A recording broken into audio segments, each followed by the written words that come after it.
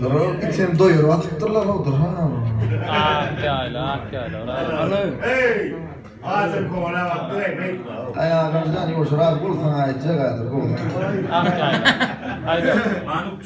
Evet ya da.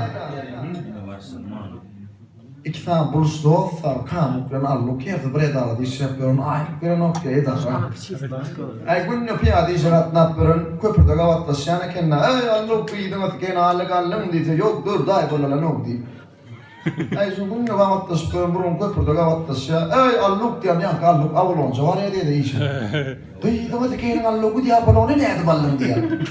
Oğlum bu çuğur gıdarı işle mut bir balım balonu diye. Ay maşinen şansa sıkırlap ay kamuk can işinde başka adam var diye var. Ana şu başlankini götürmana başlandı. Bunu götürmana başlandı sana abononun beri aylık beri edip todo diye. Ay işlerden yetişen yankı bir yeri orta pradam çavar öyle değişir. Kıydım atıkenin kamuklu bana diyen kullum abononu ne adı ballım diyeyim. Atın pradamı göt bir ballım seninle gidelim çuğru gıdarı işleyen gidelim. Mala değil.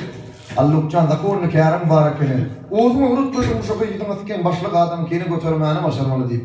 Yönemin sana burada diye edeyim. Senin başarmayan zaten barak beni ya. Ne mi diyorum? Şu kıydım atıken götürüm son gıcıklamanı başarmalı. Neyse 10 yere yeter ama o ente. Gıcıklamalı başladı.